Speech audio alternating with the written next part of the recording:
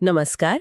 आज हम महाकाल ज्योतिर्लिंग की एक बहुत ही दिलचस्प कथा पर बात करेंगे। जी, ये कथा सूत जी ने सुनाई है और इससे महाकाल की महिमा का पता चलता है। हाँ, और कहानी है उज्जैनी के एक शिव भक्त राजा चंद्रसेन की और एक साधारण गोप बालक की भी। बिल्कुल। राजा चंद्रसेन की बात करें तो वो न सिर्फ भक्त थे बल्कि शास्त्रों को भी काफी अच्छे से जानते थे। अच्छा। और कहते हैं कि शिव के एक कर्ण मणिभद्र उनके मित्र बन गए थे। शिव के कर्ण मतलब उनके खास अनुयायी? हाँ बिल्कुल। और उन्हीं मणिभद्र ने राजा को एक अद्भुत चिंतामणि दी थी। चिंतामणि? ये कैसे मणि थी? कुछ खास? बहुत खास।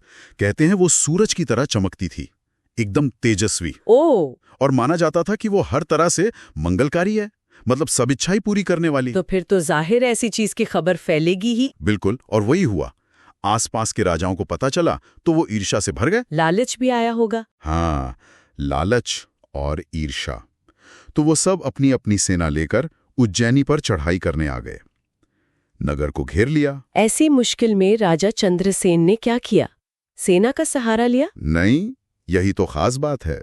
उन्होंने किसी सेना या क्या कहते हैं कूटनीति का सहारा नहीं लिया। तो फिर? वो सीधे भगवान महाकाल की शरण में गए, उपवास रखा और पूरी श्रद्धा से दिन रात बस उनकी पूजा अर्चना करने लगे। ये तो दिखाता है कि उनका विश्वास अपनी भक्ति पर कितना गहरा था, बाहरी शक्ति से ज्यादा। सही बात है। और ठीक इसी समय कहानी में एक और दिलचस्प मोड़ आता है। हाँ, वो बालक है ना? जी, उसी नगर में एक विधवा ग्वालिन रहती थी अपने 5 साल के बेटे के साथ। अच्छा। तो एक दिन वो माँ बेटे महाकाल मंदिर गए और वहां उस छोटे से बालक ने राजा चंद्रसेन को पूजा करते हुए देखा, पूरी तल्लीनता से। और बच्चा? उसने बस देखा? हाँ, यही दिलचस्प है। उसने सिर्फ देखा और वो उससे इतना प्रभावित हुआ कि घर आकर उसने भी वही करना चाहा। बिल्कुल। घर लौटा और खेल खेल में ही एक पत्थर उठाया, उसे ही शिवलिंग मान लिया। सच में? सिर्फ एक पत्थर को? हाँ, और जैसे राजा को देखा था, आसपास से पत्ते फूल जो मिला वो इकट्ठा किया और पूजा करने लगा। धूप दीप जैसा कुछ बनाकर पूरी तरह मगन हो गया, नाचने लगा, माथा टेकने लगा। एक बच्चे की नकल, लेकिन भावना शायद सच्ची थी। बिल्कुल। इसमें कोई मंत्र नहीं, कोई विधि विधान नहीं, बस एक बच्चे की सरल सच्ची भक्ति। कहानी शायद यही बता रही है कि वो भाव कितना जरूरी है। लेकिन उसकी माँ? उसे ये सब शायद खेल ही लगा होगा। हाँ शायद। माँ ने खाने के लिए आवाज दी। बच्चा तो अपनी पूजा में इतना खोया था कि सुनाई नहीं। बार बार बुलाया होगा? हाँ, माँ बार बार बुलाती रही, वो नहीं आया। तो माँ को गुस्सा आ गया। फिर क्या हुआ? गुस्से में आई, बच्चे को मारा पीटा और वो पत्थर का शिवलिंग उठाकर फेंक दिया। पूजा का जो भी सामान था सब बिखेर दिया। अरे बेचारा बच्चा। बच्चा तो हाय हाय करके रोने लगा और रोते रोते बेहोश हो गया। ओह, लेकिन कहानी में चमत्कार तो यहीं से शुरू होता है ना? जी हाँ बिल्कुल। जब बच्चे को होश आया तो उसने जो देखा वो अविश्वसनीय था। क्या देखा उसने? भगवान शिव की कृपा हो चुकी थी। उसकी वो साधारण सी झोपड़ी एक भव्य आलीशान मंदिर में बदल गई थी। मंदिर में? कैसे? अरे मणि जड़े हुए खंबे थे, स्फटिक का फर्श था, सोने के कलश, सोने के दरवाजे। सचमुच? हाँ, और बीच में एक असली रत्न जड़ित शिवलिंग स्थापित था और उस शिवलिंग पर बच्चे की वो पत्तों फूलों वाली पूजा सजी हुई थी। अद्भुत।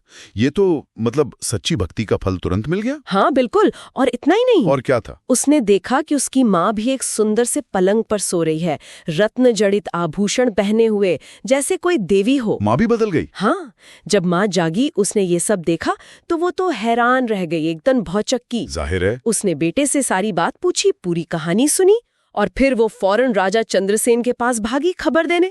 राजा चंद्रसेन आए होंगे देखने। हाँ, राजा अपने मंत्रियों के साथ आए। हाँ। और ये चमत्कार देखकर वो भी मतलब आनंद से भर गए। हाँ। उन्होंने उस बालक को गले लगा लिया। अच्छा, इस चमत्कार की खबर जब बाहर घेरा डाले राजाओं तक पहुंची होगी तब क्या हुआ?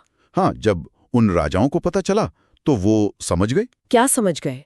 कि जिस राजा पर, जिस नगर पर स्वयं महाकाल की ऐसी कृपा हो, उसे हराना तो नामुमकिन है। सही बात है। उनका सारा वैर भाव, सारी दुश्मनी वो सब मिट गई।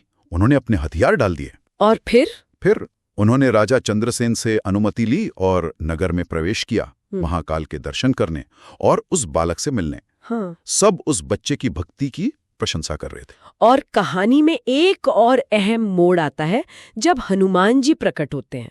जी बिल्कुल। उसी समय वहां हनुमान जी प्रकट हुए। सब राजाओं ने, सब लोगों ने उन्हें प्रणाम किया। हनुमान जी ने उस बालक के लिए कुछ कहा? हाँ, हनुमान जी ने उस बालक को गले लगाया और उसके भविष्य के बारे में बताया। उन्होंने भविष्यवाणी की। क्या कहा उन्होंने? थे और इसका नाम होगा श्रीकर। श्रीकर? हाँ, श्रीकर। और ये जीवन में सारे सुख भोगेगा और अंत में मोक्ष पाएगा, मतलब जन्म मृत्यु के चक्र से मुक्त हो जाएगा। और एक बहुत ही महत्वपूर्ण भविष्यवाणी भी की थी उन्होंने, है ना? हाँ, वो सबसे महत्वपूर्ण बात थी। उन्होंने कहा कि इसी श्रीकर के वंश की 8वीं पीढ़ी में नंद होंगे।